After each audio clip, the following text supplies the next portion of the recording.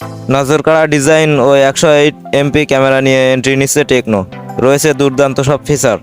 সম্প্রতি জানা গিয়েছে যে টেকনো তাদের কমন সিরিজের অধীনে একটি নতুন 5G স্মার্টফোনের উপরে কাজ করতেছে, যার নাম টেকনো কমন 20 প্রিমিয়ার। ইতিমধ্যেই ডিভাইসটির মূল স্পেসিফিকেশন পাশাপাশি একটি লাইভ ইমেজও অনলাইনে ফাঁস হয়েছে। আর এখন active star Tecno Camon 20 Premier 5G এর সম্পূর্ণ ব্যাক প্যানেলের ডিজাইন, একটি নতুন কালার অপশন এবং লঞ্চ টাইম প্রকাশ করেছেন। আসুন সম্পর্কে যে বিস্তারিত জেনে নেওয়া যাক। আসলে টেকনো কমন 20 প্রিমিয়ার 5G এর লঞ্চ টাইম, কালার অপশন ও ডিজাইন। টিপস্টার পারস গোল্লানি দাবি করেছেন যে আগামী টেকনো কমন 20 প্রিমিয়ার ভারতীয় বাজারে আগামী মে মাসে লঞ্চ হবে। তিনি লাইট ব্লু কালার ব্যাক প্যানেলের সাথে ডিভাইসটির একটি ছবিও শেয়ার করেছেন, যা থেকে জানা যাচ্ছে যে এতে ফ্ল্যাট ফ্রেম এবং ফ্ল্যাট ব্যাক থাকবে। আর এর ক্যামেরার মডিউলটি পঞ্চভুজ আকৃতি হবে। এছাড়াও টিপস্টার আরও প্রকাশ করেছেন যে ফোনটির মিডিয়াটেকের ডাইনামিক্সিটি 1200 চিপসেট দ্বারা চালিত হবে। এতে 120 হার্টজ রিফ্রেশ সহ অ্যামোলেড ডিসপ্লে থাকবে।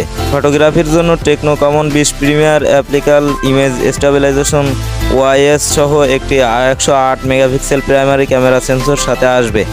ভারতের বাজারে এর দাম 25,000 টাকার মধ্যেই থাকবে বলে মনে করা হচ্ছে। পরবর্তী রিপোর্ট অনুসারে টেকনো কমন 20 প্রিমিয়ার 5Gতে ফুল এইচডি রেজুলেশন এবং 120 হার্ট রিফ্রেশ রেট সহ সুপার অ্যামোলেড ডিসপ্লে থাকবে।